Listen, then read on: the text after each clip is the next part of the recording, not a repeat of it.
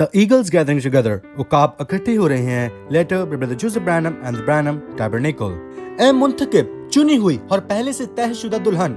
जवानी के दिनों में मुझे याद है जब मैं टेप को सुनने की कोशिश करता था तो हमेशा टाइटल को पढ़ते हुए मैं सोचता था कि मैं शादी और तलाक को नहीं सुनूंगा क्योंकि उसका मेरे से कुछ लेना देना नहीं है. तमाम शादीशुदा लोगों के लिए भी ऐसा ही है. फिर एक दिन शादी और तलाक को सुनते हुए बाप ने मुझे इस पैगाम का मुकाशफा दिया.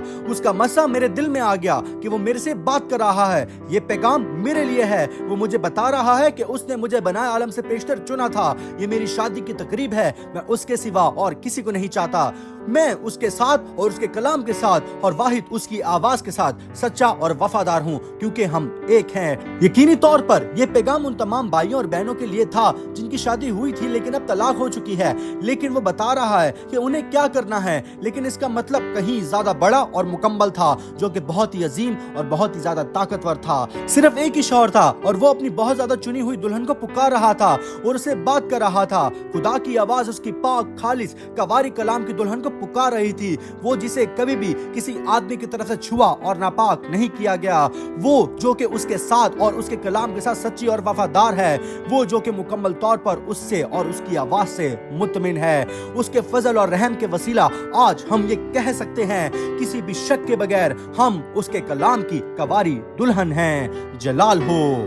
वो पूरी यकीन होना चाहता था कि उसकी दुल्हन को पुकारने के वक्त कोई भी चीज नामुकम्मल ना रहे. बस इसीलिए वो खुद आ गया और इंसानी जिस्म में रहा ताकि अपने कलाम को आश्कारा करके खुद से अपनी दुल्हन को पुकार सके. वो खुद ही अली अजहर था जो अपनी दुल्हन को खुद से चुन रहा था. वो इस बात को यकीनी बनाना चाहता था कि हम किसी भी तरह से उलझन का शिकार ना रहें कि कौन हमसे प्यार कर रहा है. तो उसने खुद की शनाख्त खुद के चुने हुए बर्तन से बात करने के वसीला करवाई जो कि बगोले की शक्ल में दरख्त पर लटका हुआ था. फिर उसने ओहायो के दरिया पर हजारों के सामने वाजिया होकर उससे बात की. हत्ता कि उसने अपनी तस्वीर भी उसके साथ लेने दी ताकि वो दुनिया को दिखा और बता सके मैंने तुमसे कहा था कि मैं दोबारा आऊंगा और जिसम में रहूंगा. ये वही है जिसके अंदर मैंने रहने के लिए चुना और तुम्हें दुल्हन होने के लिए पुकारा. ये वो नहीं है बल्कि ये मैं हूँ जो उसके वसीला बात कर रहा हूँ. मैं सिर्फ अपनी आवाज तुम्हारे तक पहुँचाने के लिए उसकी आवाज को चुन रहा हूँ. मैं ही वो हूँ जिसने तुम्हें पुकारा है और तुम्हें कामिल कर रहा हूँ ताकि तुम एक कामिल दुल्हन बन सको. इस मैसेज का मुकाशवा उसके कलाम का, उसकी आवाज का और अब हम कौन हैं ये सब इंसानी लफ्जों के बयान से परे है.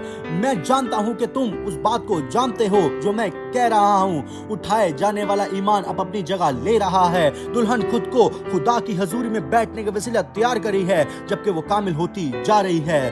दुनिया के पास खुदा की आवाज को सुनने का क्या ही मौका है जबकि वो उनसे बात करती है ताकि वो बैठकर कलाम पर कलाम को सुन सकें. जबकि वो बोलता है और अपने कलाम को आश्कारा करके हमें बताता है कि हम कौन हैं. बस उसकी हजूरी में बैठने से बेहतर और कुछ भी नहीं है. तो आए और इस इतवार 12 बजे जेफरसनविल टाइम पर हमारे साथ जुड़ें जबकि हम उसे दुल्हन से बात करता हुआ सुनते हैं इस पैगाम को. शादी और तलाक 65-0221M Marriage and Divorce. Brother Joseph Branham. God bless you and Shalom.